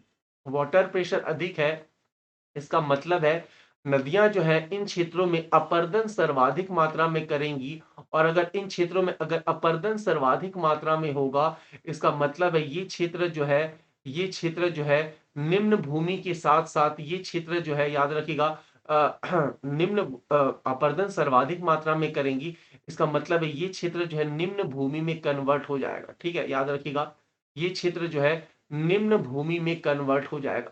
क्लियर है ये बात, पहली विशेषता तो यही याद रखिएगा कि जो खादर प्रदेश है वो कैसा क्षेत्र होगा, उठा हुआ क्षेत्र होगा या धंसा हुआ क्षेत्र होगा। तो आपको आंसर देना पड़ेगा कि खादर प्रदेश जो है वो निम्न भूमि है, निम्न भूमि मतलब धंसा हुआ क्षेत्र है। ठीक है, एक पहली विशेषता तो आप ये लिख सकते हैं कि खादर प्रदेश जो है उसमें निम्न भूमि पाई जाती है। ठीक है, पहली विशेषता। दूसरी विशेषता हम क्या कहेंगे कि जब नदियां ध्यान रखिएगा, वाटर प्रेशर, जल का जो प्रवाह गति है इस क्षेत्र में बहुत अधिक है। वाटर प्रेशर अधिक होने की वजह से ये जो क्षेत्र है इन क्षेत्रों में बाढ़ जैसी घटनाएं बहुत देखने को मिलती, इस क्षेत्र में बाढ़ जैसी घटना जो है वो सर्वाधिक देखने को मिलती है। क्यों बाढ़ सर्वाधिक इस क्षेत्र में आता है? क्योंकि एक तो निम्न भूमि है, दूसरी बात यहाँ पर क्या है, वाटर प्रेशर भी अधिक है नदियों का, जिसकी वजह से ये क्षेत्र में हर वर्ष, हर बार जो है बाढ़ देखने को मिलता है। बाढ़ देखने को मिलता है, इसकी वजह से यहाँ पर मिट्टी में मृदा की जो है नई परत जम जाती है, जिसे हम कहते हैं नवीन जलोढ़ मृदा। क्या कहते हैं बच्चों? नवीन जलोढ़ मृदा कहते हैं, ठीक है। अब नवीन जलोढ़ मृदा जो है वो याद रखिएगा कृषि के लिए सर्वाधिक उपयुक्त है, या कृषि के लिए सर्वाधिक अनुकूल है। क्लियर है? तो याद रखिएगा पहली विशेषता हम कहेंगे निम्न भूमि है, खादर प्रदेश। दूसरी विशेषता बाढ़ सर्वाधिक मात्रा में आते हैं। तीसरी विशेषता बाढ़ सर्वाधिक मात्रा में आने की वजह से ही ये क्षेत्र जो है, इन क्षेत्रों में जो है नवीन जलोढ़ मृदा पाई जाती है। और नवीन जलोढ़ मृदा का मतलब है कि इन क्षेत्रों में कृषि जो है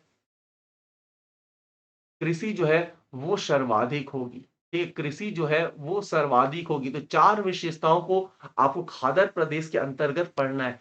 अब इन्हीं विशेषताओं को देखिए यहाँ पर लिखा भी हूं मैं, है ना। निम्न भूमि पाई जाएगी, बाढ़ का पानी भी सर्वाधिक मात्रा में इस क्षेत्र में आएगा, जिसकी वजह से मृदा का नवीनीकरण, मृदा की नई परत जम जाएगी, जिसे हम कहते हैं नवीन जलोढ़ मृदा। इस क्षेत्र में कृषि भी सर्वाधिक मात्रा में होगी, कृषि के लिए सर्वाधिक अनुकूल मृदा है नवीन जलोढ़ मृदा। ठीक है, इसके बाद एक नया जो है प्रदेश आपको पढ़ना पड़ेगा, कांप प्रदेश। ठीक है, याद रखिएगा कांप प्रदेश किसे कहते हैं, कांप प्रदेश। तो याद रखिएगा कांप प्रदेश के अंतर्गत, याद रखिएगा मैं यहां पर लिख करके आपको बता दूं, जो कांप प्रदेश है, ये जो कांप प्रदेश है, कांप प्रदेश के अंतर्गत खादर प्रदेश भी आता है। याद रखिएगा खादर प्रदेश भी आता है ना। और खादर प्रदेश के साथ ही साथ बांगर प्रदेश भी आता है। याद रखिएगा बांगर प्रदेश भी आता है ना।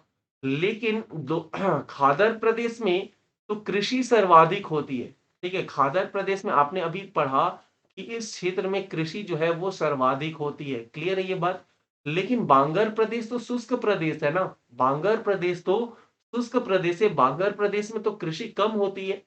लेकिन कृषि कम होती है मतलब कहां पर कृषि होती है? तो याद रखिएगा बांगर प्रदेश की रेह और कल्लर, ठीक है, रेह और कल्लर भूमि, रेह और कल्लर प्रदेश, है ना। रेह और कल्लर प्रदेश में ही कृषि होती है। तो याद रखिएगा कि खादर प्रदेश को हम काउंट करें, कंप्लीट पूरे खादर प्रदेश को हम माने, और बांगर प्रदेश में केवल और केवल बांगर प्रदेश में रेह और कल्लर प्रदेश को हम जोड़ दें। कौन कौन से प्रदेश को जोड़ रहे हैं बच्चों, फिर से सुनिएगा। खादर प्रदेश को जोड़ रहे हैं, खादर प्रदेश को मान रहे हैं, खादर प्रदेश के साथ साथ और दूसरा प्रदेश कौन सा मान रहे हैं, रेह कल्लर प्रदेश को मान रहे हैं। तो दोनों क्षेत्र को अगर जोड़ दिया जाए, दोनों क्षेत्र को अगर इकट्ठा सम्मिलित रूप से कहा जाए, तो उसी प्रदेश को हम क्या कहते हैं, कांप प्रदेश। अगर किसी क्षेत्र में खादर प्रदेश भी पाया जा रहा है, इसके साथ ही साथ बांगर प्रदेश में जो रेह कल्लर प्रदेश है वो पाया जा रहा है, तो उस प्रदेश को हम क्या कहेंगे, कांप प्रदेश कहेंगे। इसका मतलब तो यही हुआ कि कांप प्रदेश एक ऐसा प्रदेश है जहां पर कृषि जो है सर्वाधिक होती है। क्लियर है ये बात?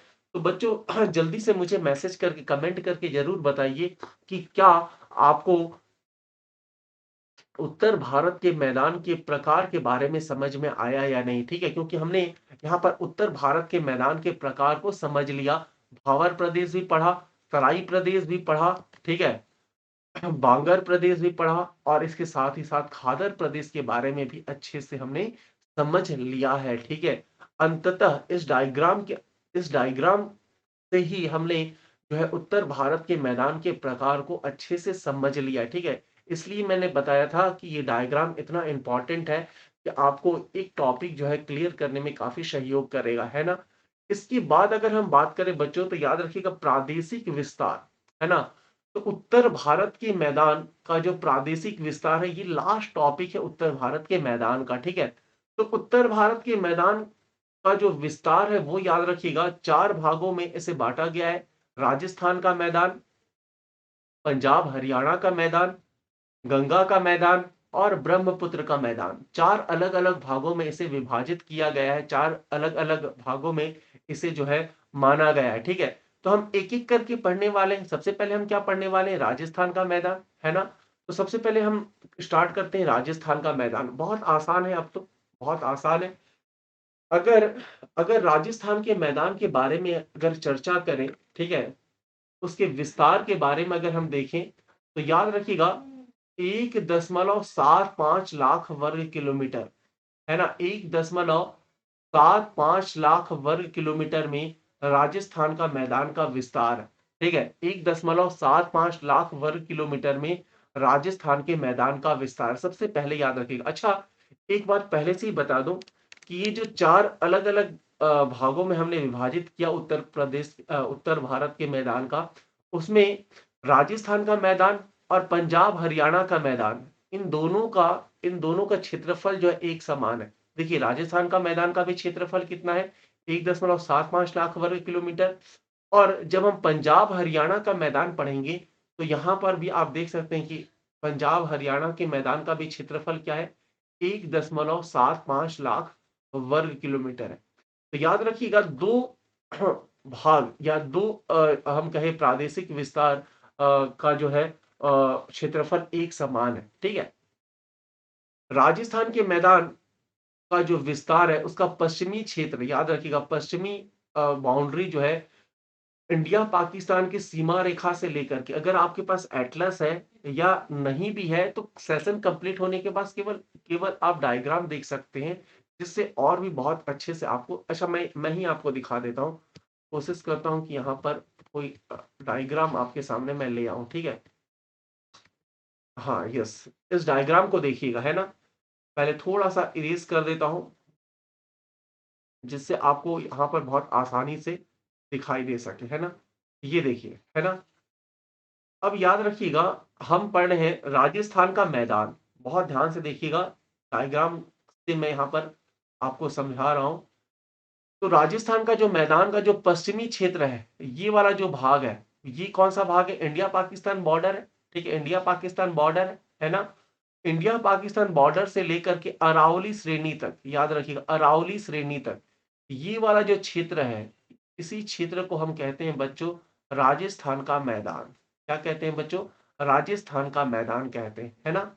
इसके बाद राजस्थान के मैदान के बाद सबसे पहले तो देख लेते राजस्थान का मैदान है। अब आपको समझ में आ गया होगा कि जो राजस्थान का मैदान है, वो भारत पाकिस्तान सीमा रेखा से लेकर के पूर्वी भाग में पूर्वी भाग में अरावली की पहाड़ियों के मध्य पाया जाता है। ठीक है, अब इस मैदान का जो निर्माण है, वो याद रखिएगा ग्रेनाइट, नीस और सिस्ट जैसे चट्टानों से हुआ है। राजस्थान के जो मैदान का जो निर्माण हुआ है, वो ग्रेनाइट, नीस और सिस्ट जैसे चट्टानों से हुआ है। क्लियर है। इस राजस्थान के मैदान में मुख्य रूप से जो हम लोगों ने उत्तर भारत के मैदान का प्रकार पढ़ा था, उसमें से मुख्य रूप से बांगर भूमि पाई जाती है। बहुत ध्यान से सुनिएगा मैं क्या कह रहा हूं। जो राजस्थान का मैदान है, उसमें मुख्य रूप से कौन सी भूमि पाई जाती है? बांगर भूमि पाई जाती है। बांगर भूमि मतलब कैसा प्रदेश होना चाहिए? ये शुष्क प्रदेश होना चाहिए। हमने पढ़ा था ना, बांगर भूमि मतलब कैसा प्रदेश? शुष्क प्रदेश। ठीक है, तो यहाँ पर ये जो राजस्थान का मैदान है, चूंकि ये रेगिस्तानी क्षेत्र है, मरुस्थलीय क्षेत्र है। ठीक है, इस क्षेत्र में मुख्य रूप से कौन सी भूमि पाई जाती है? बांगर भूमि पाई जाती है। इसकी विशेषताओं में आपको लिखना पड़ेगा, है ना। और क्या क्या विशेषताएं पाई जाती हैं, याद रखिएगा। अगर बांगर भूमि है, शुष्क प्रदेश है, इसका मतलब इस क्षेत्र में कृषि क्या है? कृषि नहीं होगी, है ना। इसके साथ ही साथ याद रखिएगा कि इसी राजस्थान के मैदान में सभी इसी राजस्थान के मैदान में सभी बहुत सारी झीलें पाई जाती हैं।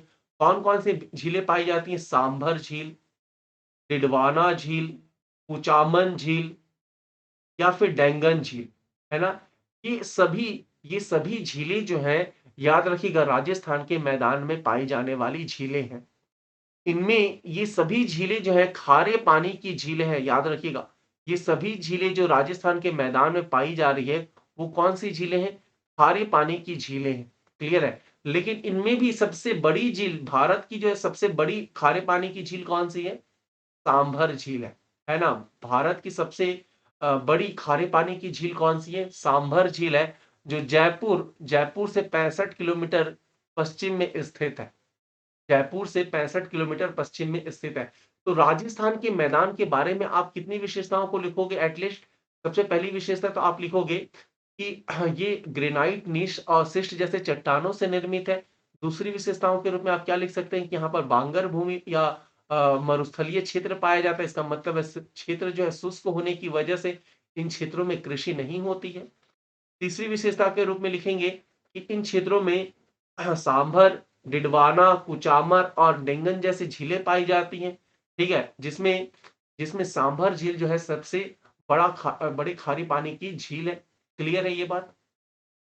इसके साथ ही साथ पांचवें नंबर में आप बता सकते हो इसका विस्तार, कि भारत पाकिस्तान बॉर्डर से लेकर के अरावली की पहाड़ियों के मध्य में राजस्थान के मैदान का विस्तार। ठीक है, तो आई होप कि ये वाला पार्ट जो है आपको समझ में आ गया होगा। अगर राजस्थान का मैदान समझ में आ गया तो एक बार यस करके मुझे मैसेज कर दे, कमेंट कर दे, है ना।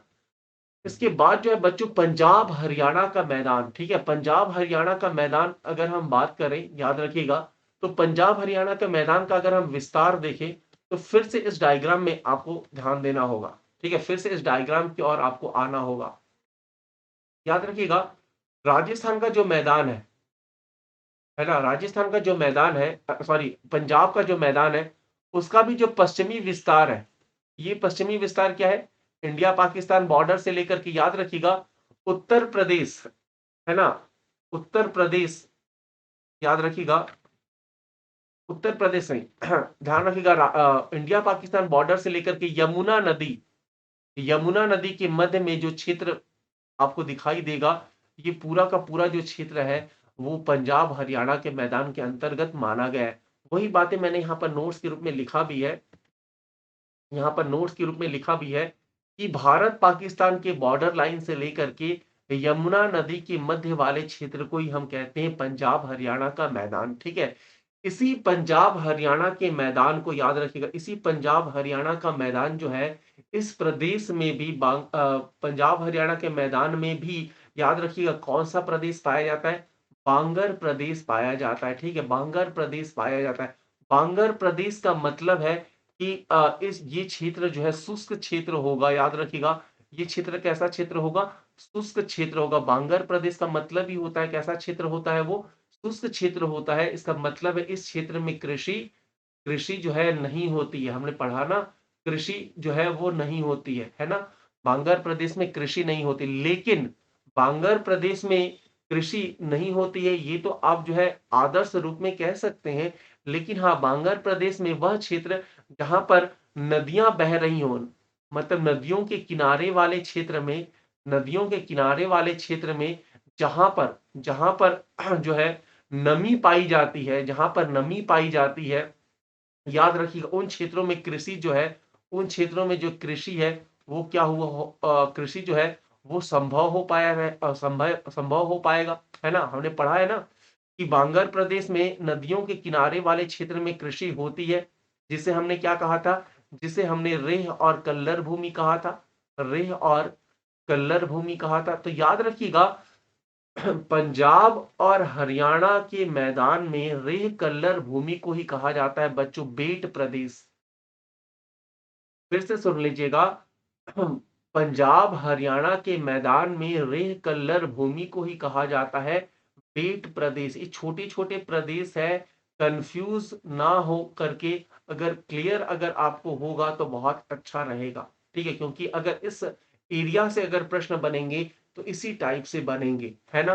तो बेट प्रदेश का मतलब है, याद रखिएगा, बेट प्रदेश जो है वो रेह कल्लर भूमि ही है, लेकिन हाँ, पंजाब हरियाणा के मैदान में उसे बेट प्रदेश कहते हैं। ठीक है, आगे की ओर अगर हम देखें, पंजाब जो है वैसे ही कहा जाता है पांच दुआबों वाला प्रदेश है। दुआब का मतलब है दो नदियों के मध्य वाला क्षेत्र। भाई दो नदियां बह रही हैं, दो नदियां बह रही हैं, उनके मध्य वाले क्षेत्र को ही हम क्या कहते हैं, दुआब प्रदेश कहा जाता है। ठीक है, तो पंजाब जो है इसी प्रकार से पांच अलग अलग दुआब प्रदेशों से निर्मित है, पांच अलग अलग दुआब प्रदेशों के मध्य जो है स्थित है, इसीलिए नाम पड़ा है पंच दुआब, मतलब पंजाब, है ना।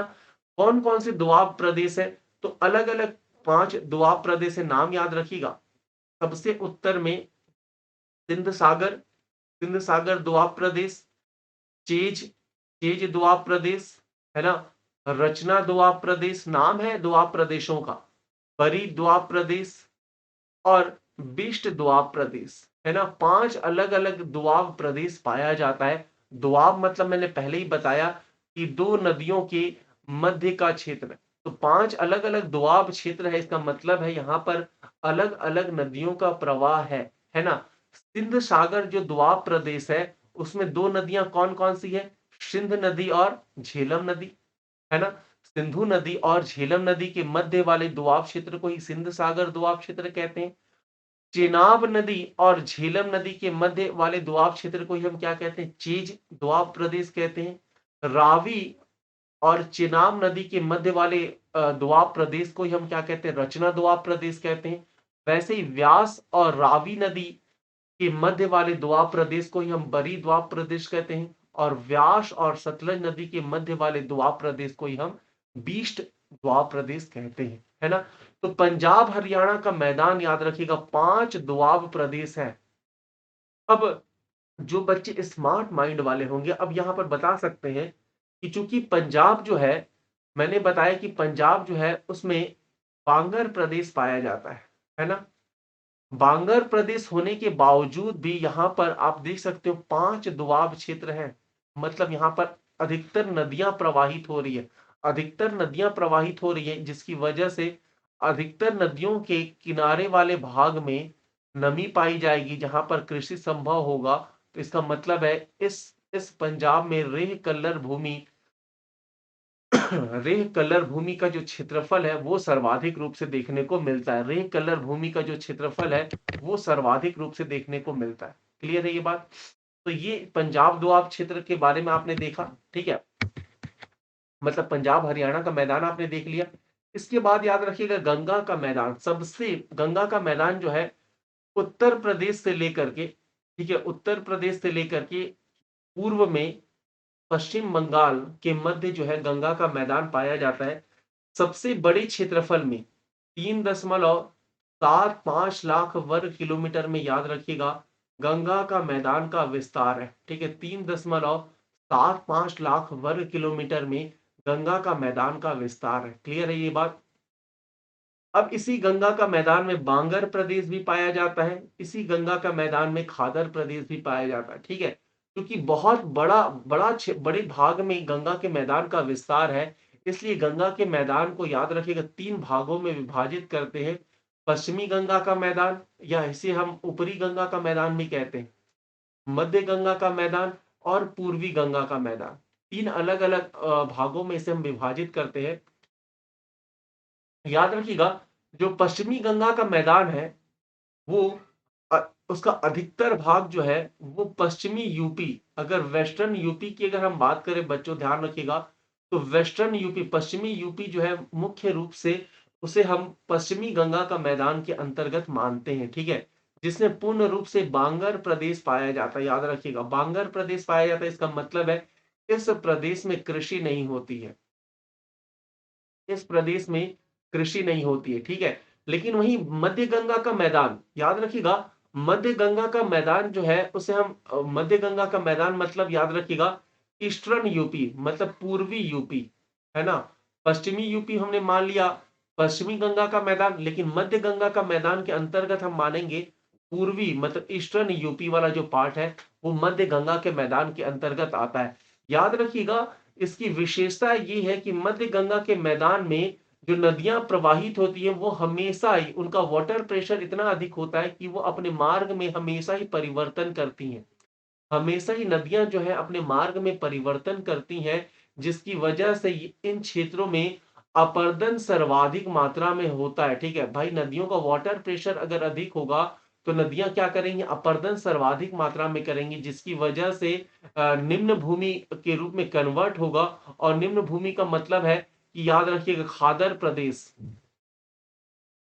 निम्न भूमि का मतलब है कि इस क्षेत्र में याद रखिएगा मध्य गंगा का जो मैदान है उसमें कौन सा प्रदेश पाया जाएगा? खादर प्रदेश पाया जाएगा, जिसकी वजह से बाढ़ का जो पानी है इस क्षेत्र में सर्वाधिक देखने को मिलेगा, जिसकी वजह से यहाँ पर मिट्टी का नवीनीकरण होगा। नवीनीकरण मतलब इस क्षेत्र में जो मृदा पाई जाएगी वो नवीन जलोढ़ मृदा पाई जाएगी। और नवीन जलोढ़ मृदा पाई जाएगी, इसका मतलब है आप बहुत आसानी से कह सकते हैं कि इन क्षेत्रों में कृषि जो है वो सर्वाधिक होगी। ठीक है, कृषि याद रखिएगा सर्वाधिक होगी, है ना? तो याद रखिएगा कि मध्य गंगा का जो मैदान ऐसा क्षेत्र है जहां पर कृषि सर्वाधिक होती है। क्यों कृषि सर्वाधिक होती है? तो आपको ऐसा देना पड़ेगा क्योंकि यहाँ पर नवीन जलोढ़ मृदा पाई जाती है। क्यों नवीन जलोढ़ मृदा पाई जाती है? क्योंकि ये क्षेत्र जो है, इस क्षेत्रों में बाढ़ का पानी जो है सर्वाधिक मात्रा में प्रवेश करता है। क्यों बाढ़ का पानी सर्वाधिक मात्रा में प्रवेश करता है?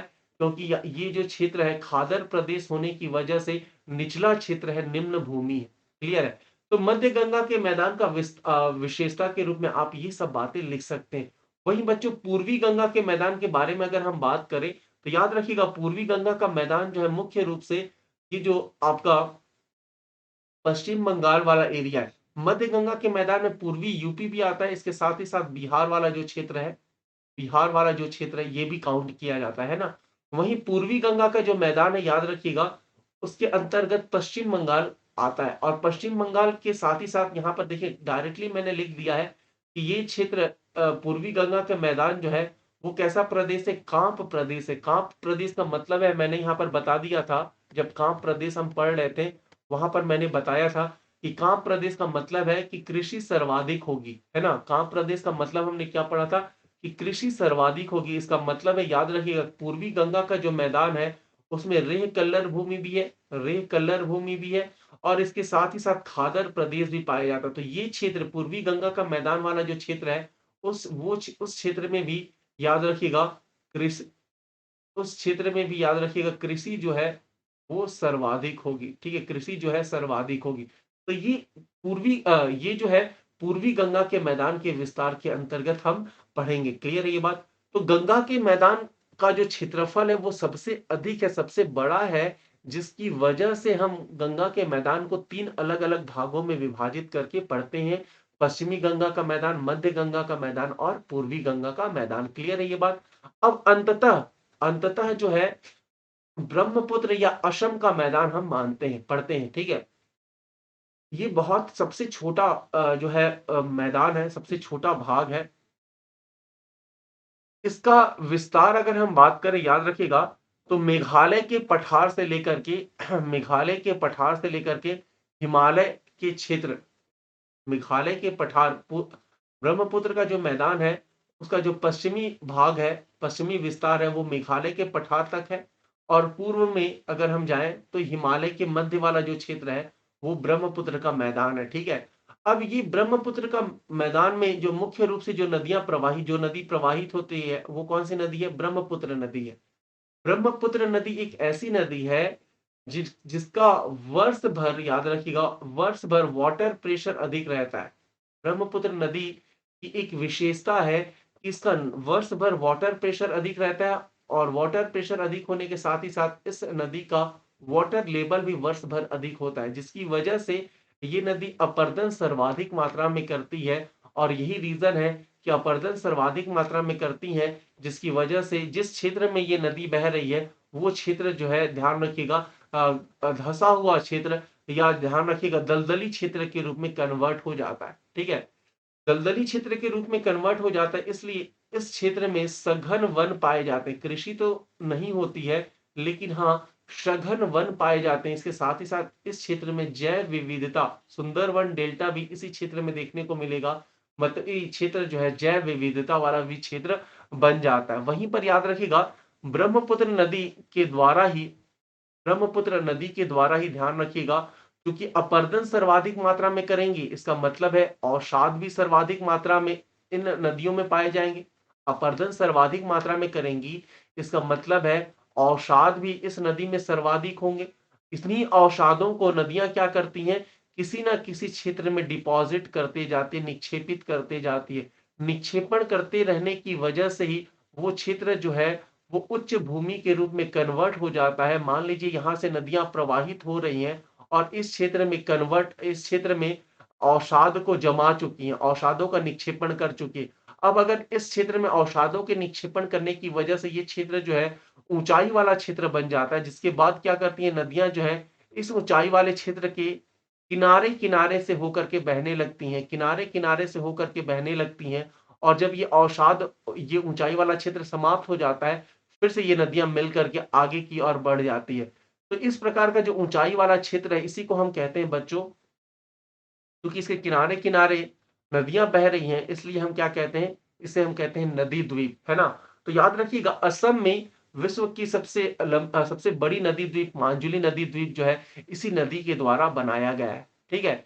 तो ब्रह्मपुत्र के मैदान में हम सबसे पहले क्या लिखेंगे, इसके विस्तार के बारे में लिखेंगे, ठीक है? फिर ये बताएँगे कि ये क्षेत्र जो है सघन वन और जैव विविधता वाला क्षेत्र है, ठीक है? इसके बाद बताएँगे कि इसी क्षेत्र में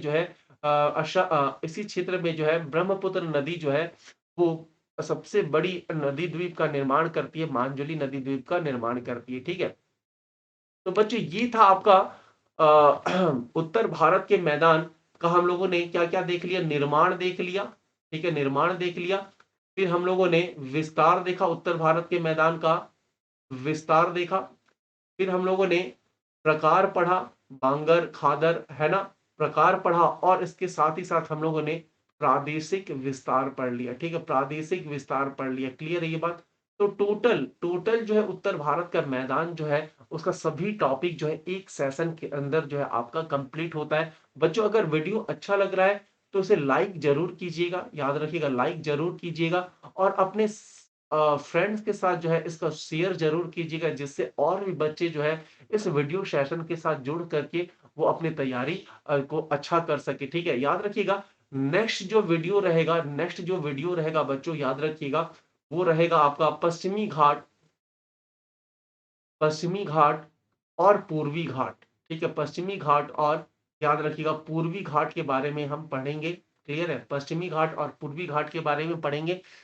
सेम सेम कल के दिन में याद रखिए कल सेम टाइमिंग पर जो है पश्चिमी घाट और पूर्वी घाट का जो है वीडियो आपके सामने रहेगा। उसे फिर से अच्छे से पढ़िएगा। सभी बच्चे फिर से सेम टाइमिंग पर जॉइन कीजिएगा जिससे पश्चिमी घाट और पूर्वी घाट का जो चैप्टर है वो आपका कंप्लीट हो सके। आई होप कि आपको ये सेशन बहुत अच्छा लगा हो। आई होप कि आपको ये सेशन पढ़ कर के बहुत मज़ा आ रहा हो और ये सेशन आपके एग्ज़ाम के लिए काफ़ी ज़्यादा हेल्पफुल हो, ठीक है? तो बच्चों thank you so much for joining this session. कल फिर मिलते हैं सेम टाइमिंग पर पश्चिमी घाट और पूर्वी घाट के साथ, है ना? तब तक के लिए सभी बच्चों को जय हिंद, जय भारत।